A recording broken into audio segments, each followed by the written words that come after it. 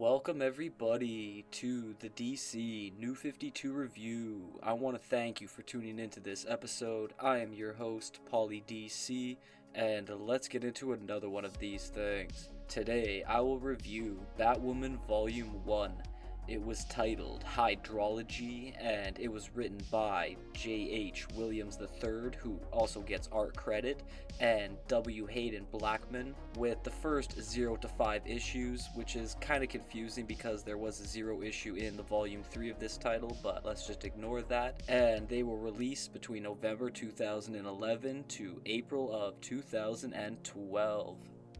First things first, with some Batwoman history, since the original lady to hold the mantle, Kathy Kane, is often not mentioned.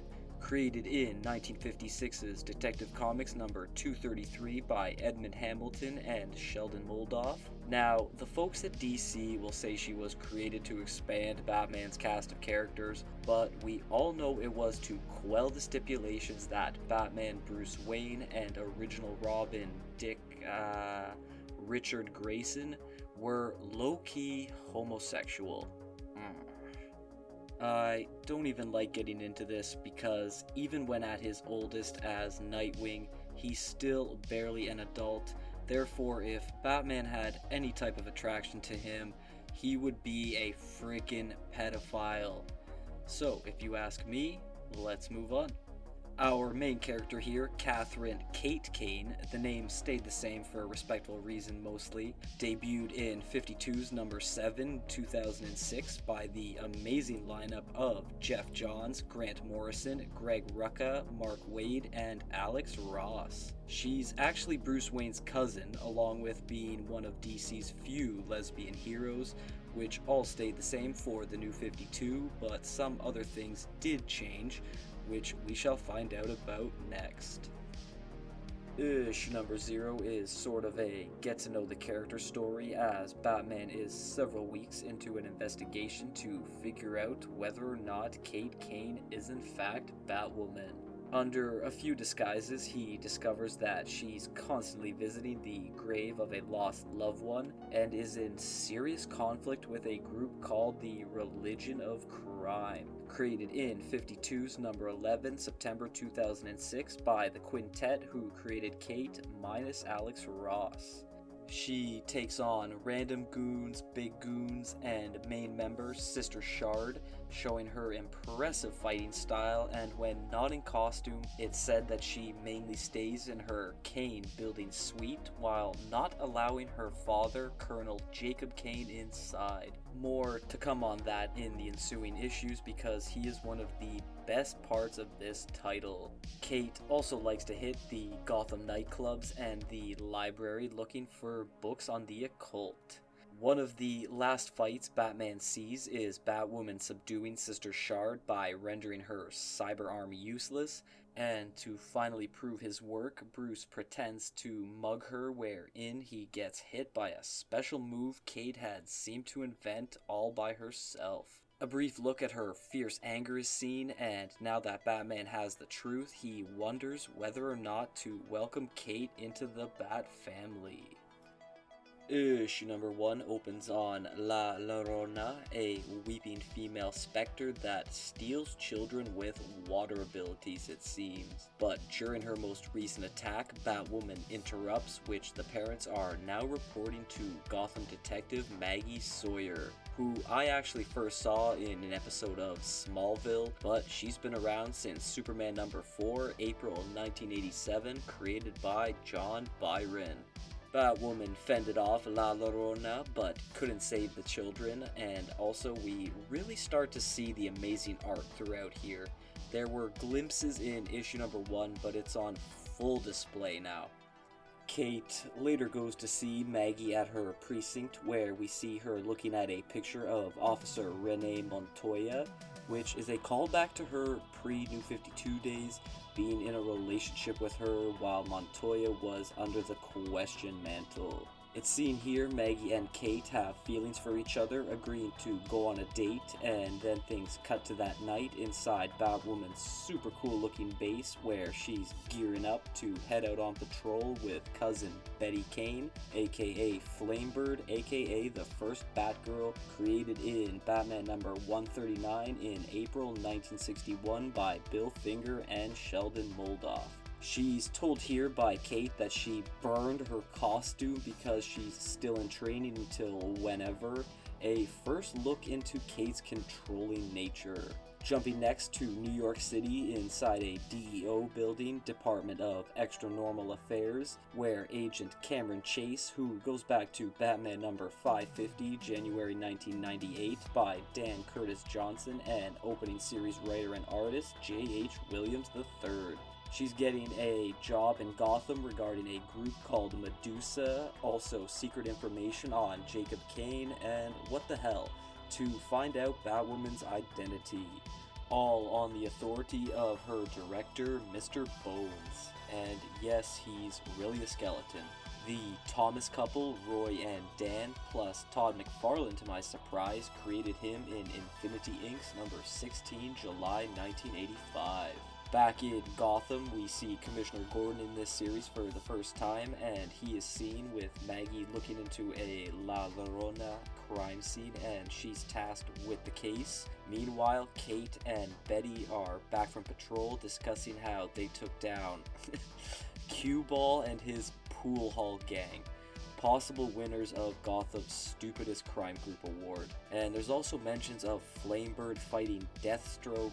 Where in the timeline that fits, who the hell knows. Jacob Kane then drops by, bringing up a tense conversation, with it being said Kane don't speak to him no more because 20 years ago her mom and sister were murdered, except it was kept from her that little sis Elizabeth survived and came back as the villain Alice. Man, this is a lot to take in early. Finally, while out alone, Batwoman is found by Batman with an offer for her. Issue number 2 starts with Batwoman and Betty taking down some Goomba gang in eye masks while discussing Kate's choice to tell Batman she'll maybe join his Batman Incorporated. And look at the art during this sequence. Gorgeous. In the snowy AM, Maggie is paid a visit by Agent Chase, being told the DEO is after Batwoman, and due to Sawyer's strong athletic background, she's a suspect. Close, but she's actually just the future girlfriend.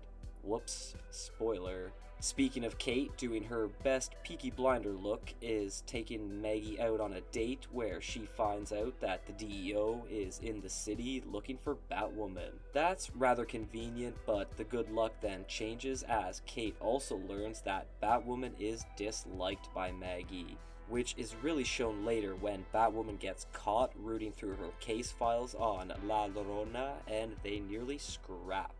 Okay.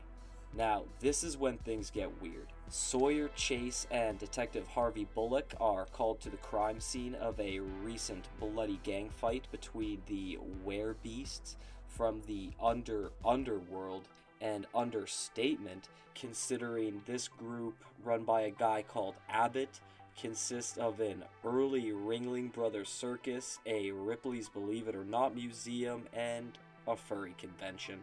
They are connected to the religion of crime and lost a certain member to kidnapping minus his hand. I'll explain soon, but for now, upon further investigation, this is all thanks to a unknown gang wearing a golden serpent logo who also had a powerful metahuman on their side.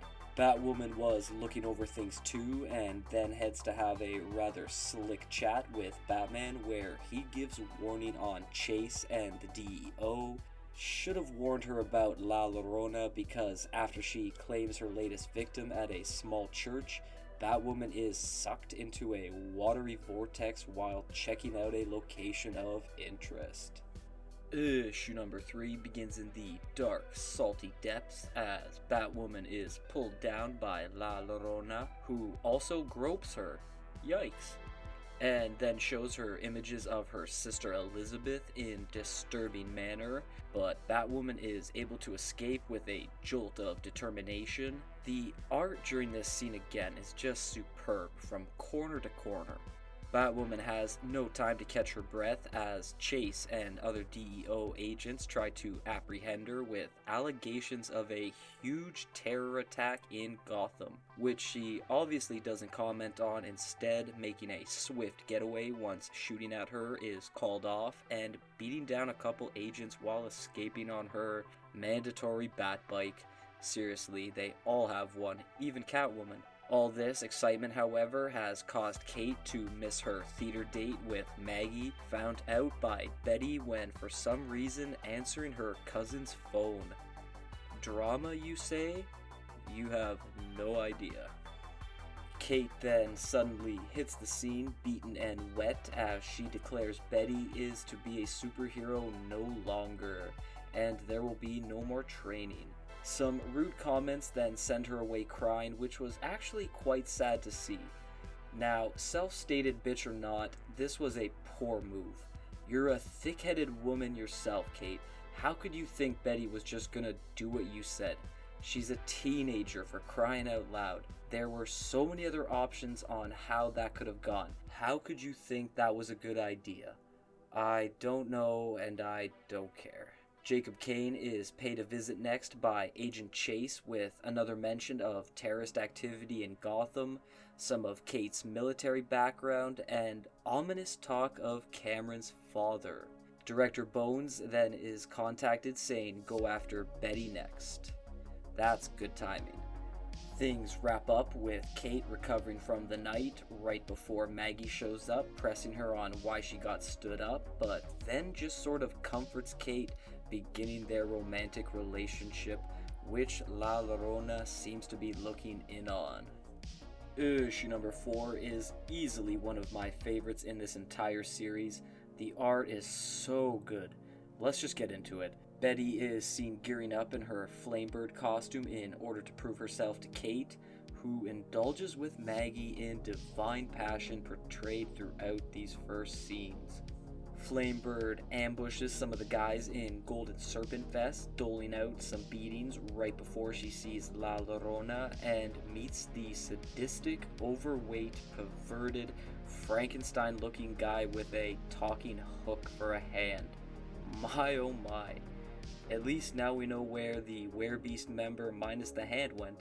A vicious fight goes down with Flamebird showcasing her prowess, but unfortunately the Fiend is too powerful, cutting her down to within an inch of her life right as Kate and Maggie reach their climax. If that wasn't intense enough, listen to the Cyber 6 theme song from that animated cartoon while reading this.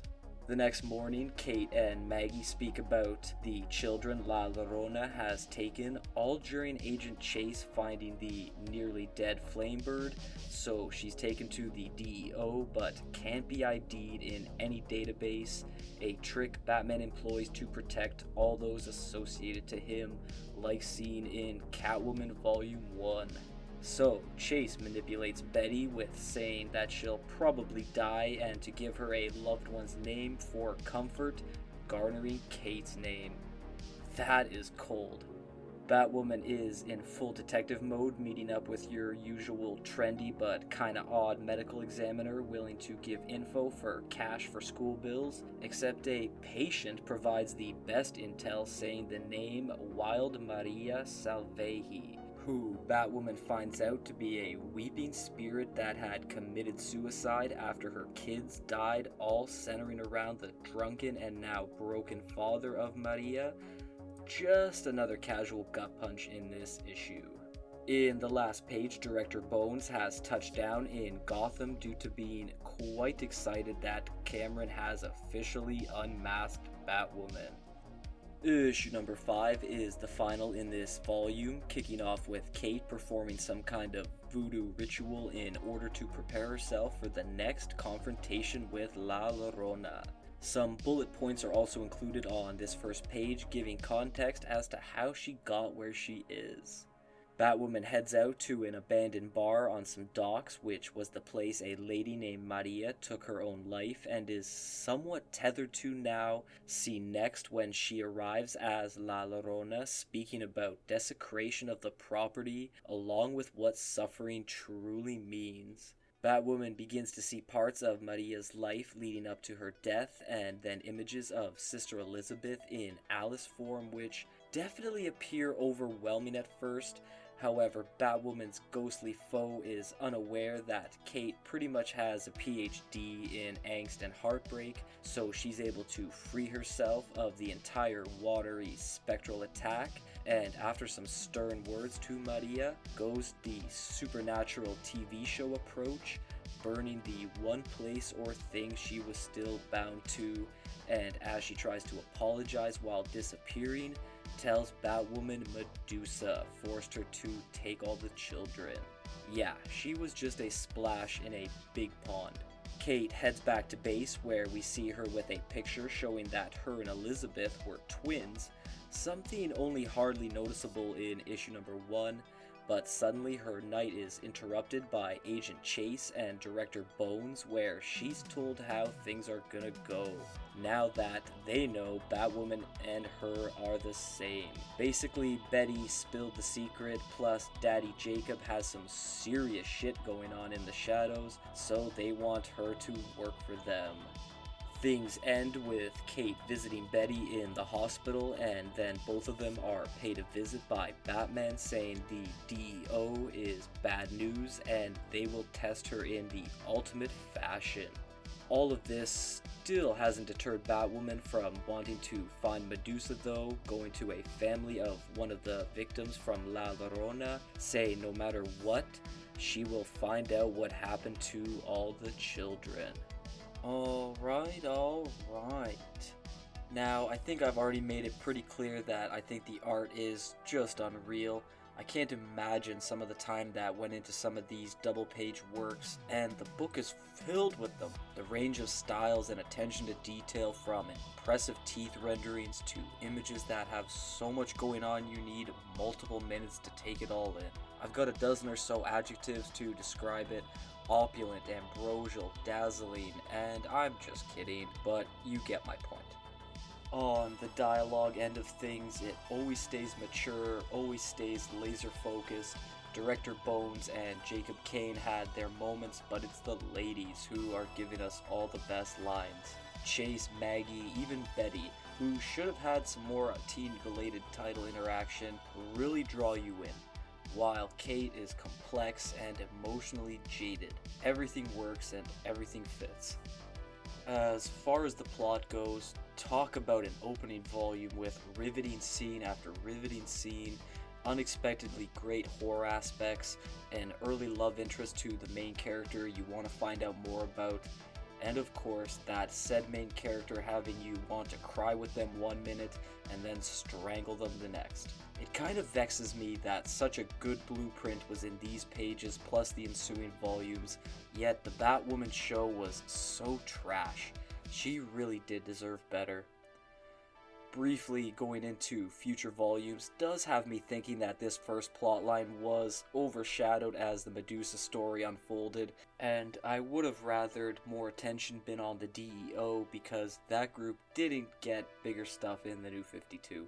For a brisk 6 issues though, a lot was able to be put into them, and even though Batwoman had basically no interactions with big Bat family crossovers, she held her own just fine. And now, I want to personally thank you if you've watched until the end, and to please like, share, and subscribe, please follow me on all my social media platforms, and to please join me next time for the Justice League Volume 1.